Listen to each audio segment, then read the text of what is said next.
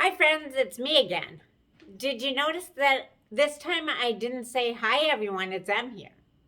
Looks like I finally figured out that you pretty much know who I am if you're clicking on this YouTube link to watch my video blog. It only took 4 months. I can't believe we're already halfway through February.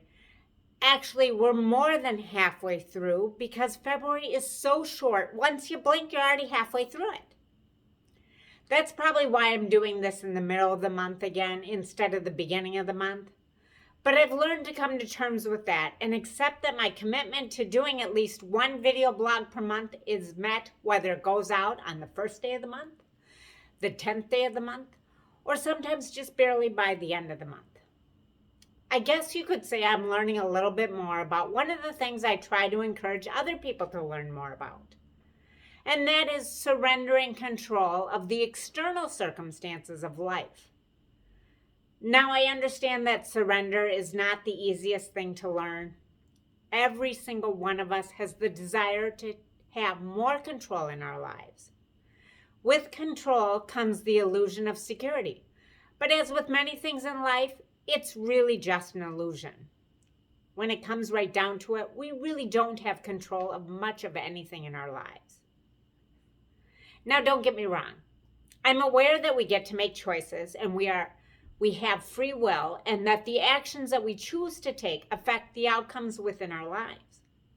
What I'm talking about is that thing where we try to control the external circumstances of our life, the ones we have no hope of having any control over, like other people's actions and reactions, which is pretty much a recipe for a total disaster.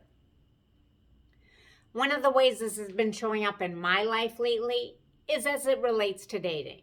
Yes, I said dating. As many of you know, I'm somewhat famously single. Now, I know all of you find that to be extremely shocking. You must be saying to yourself, how could such a fabulous catch like Emily Greenberg be on the open market and be the subject to the wild and crazy dating scene that exists in the world these days? Seems pretty unbelievable, doesn't it?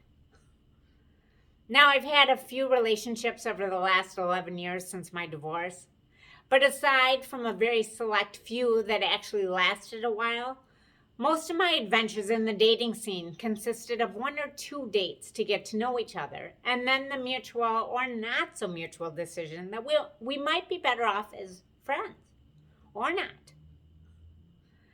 For many years, this really bothered me. I really wanted to meet someone to build a relationship with. Someone who I could travel with. Someone who would listen to me when I needed to be listened to. And someone who would talk to me when they needed to be listened to.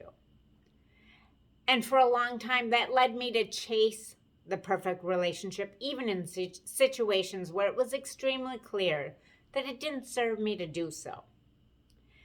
And then, of course, now we're in this crazy pandemic-plagued dating scene where everybody has at least 5 layers of force fields around them, trying to figure out whether or not there's a spark while Zooming with someone or going out on a date, or you're not just wondering whether somebody's going to try to kiss you, but you're actually afraid that it might happen.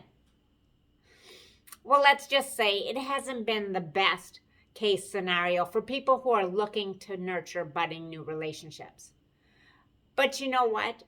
The last 2 years have also helped me learn that a lot of the things that I'm seeking for in a partner, I already have in my life.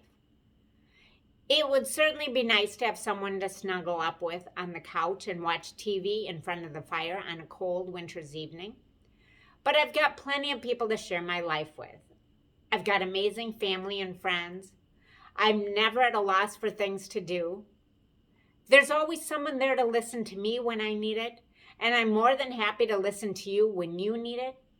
But I think all of you who are watching me know this about me, and that's part of the reason why we're in each other's inner circle.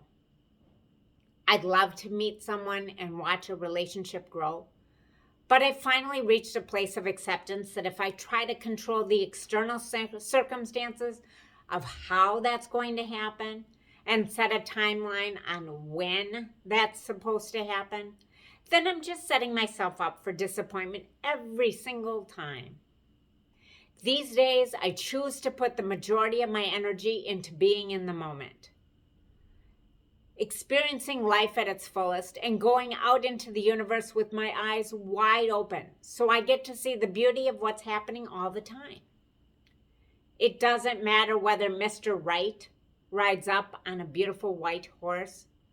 If I focus on my internal circumstances, I get to live in a place of acceptance, even when things might not be exactly the way I hoped they would be. I hope you all had a lovely Valentine's Day. Every single one of you holds a special place in my heart. I'm looking forward to connecting with you in the near future. So until next time, ciao, ciao.